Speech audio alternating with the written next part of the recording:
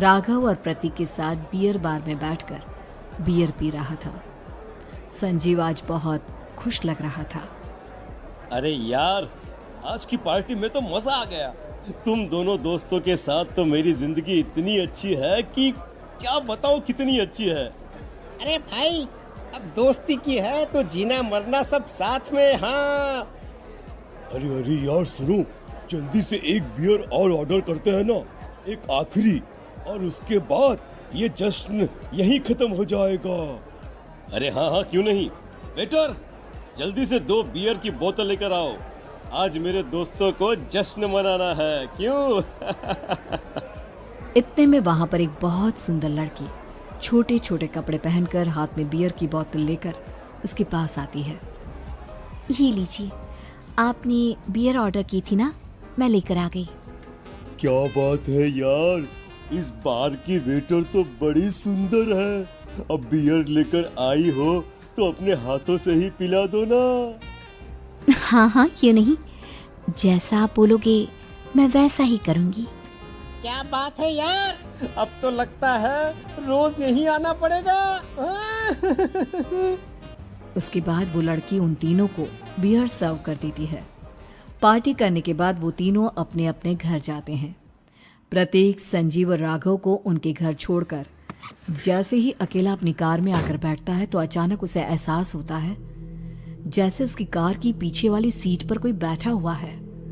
वो तुरंत पीछे मुड़कर देखता है। तुम यहाँ क्या कर रही हो? और तुम मेरी कार में कब आई? अरे तुम तो बार में वेटर थी ना। बस ऐसे ही मेरा दिल कर रहा था आपके साथ आपके घर चलने का, इसलिए मैं आपके साथ चली आई। अरे लेकिन तुम मेरी कार में आई कब? अभी कुछ देर पहले तो यहाँ पर मेरे दोस्त बैठे हुए थे। प्रतीक के इतना बोलते ही उस लड़के का चेहरा खतरनाक तरीके से बदल जाता है। उसकी आंखें पत्थर की तरह सफेद और पूरे शरीर पर नीली नीली नसें उभर आती है। गाड़ी चलाओ, पूरी स्पीड में चलाओ, और अगर तुमने गाड़ी रोकने की कोशिश भी की तो मुझसे बुरा कोई नहीं होगा। डर की वजह से प्रतीक के पसीने छूटने लगते हैं। उसका शरीर बुरी तरह से कांप रहा था। प्रतीक बिना कुछ सोचे समझे कार को फुल स्पीड से चलाना शुरू करता है। चलते चलते वो शहर से दूर एक पहाड़ी पर पहुंच जाता है और सामने अब सिर्फ पहाड़ी का किनारा दिख रहा है, जिसे देख प्रतीक घबराकर अचानक से कार को ब्रेक लगाता है। देखो देखो देखो देखो, मुझे छोड़ दो मुझे। अगर मैंने गाड़ी जरा सी भी आगे बढ़ाई तो हम दोनों नीचे गिरकर मर जाएंगे। ये तो तुम्हें पहले सोचना चाहिए था ना। अब कुछ नहीं हो सकता।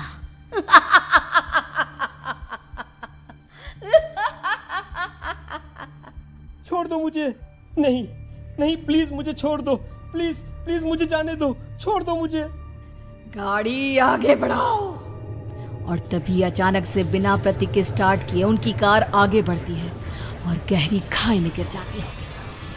उसके चीखने की आवाजें चारों तरफ सुनाई देती है।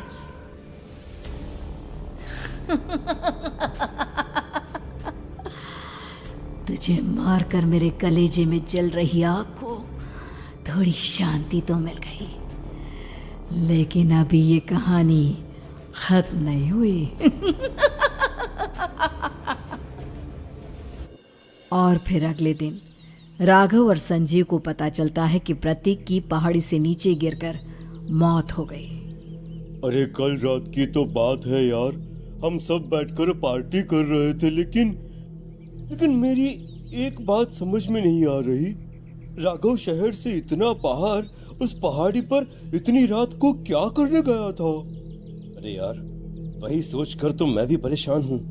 हम दोनों को छोड़ने के बाद तो वो सीधा अपने घर जाने वाला था, और वो आत्महत्या क्यों करेगा भाई?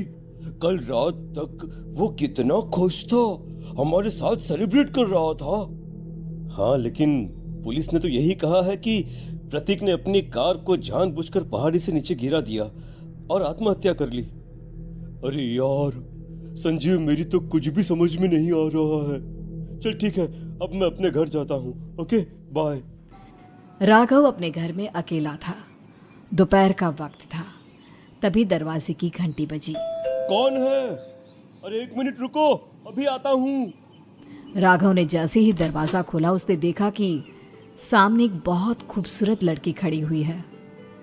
कौन है आप और यहाँ किससे मिलने आई हैं? देखिए ना, बाहर बारिश शुरू हो गई थी, मेरी गाड़ी खराब हो गई है। आपका घर नजर आया तो सोचा कुछ हेल्प ले लेती हूँ। क्यों नहीं, आइए ना, आइए आइए।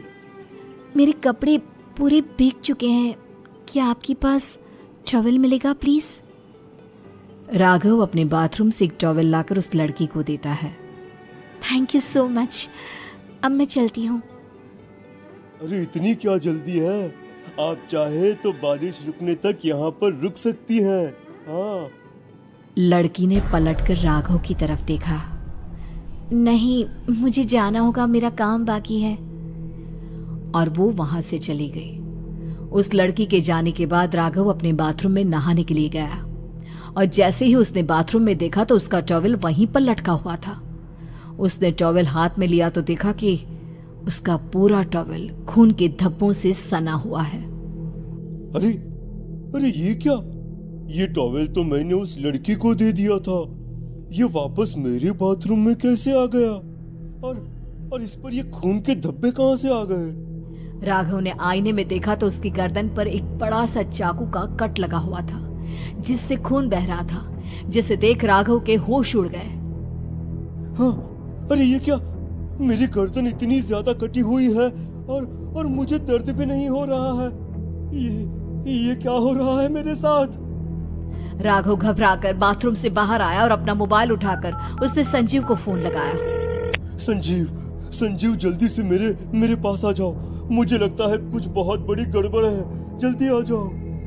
उधर से आवाज आई, लेकिन वो आवाज संजीव की नहीं बल्कि एक लड़की की थी।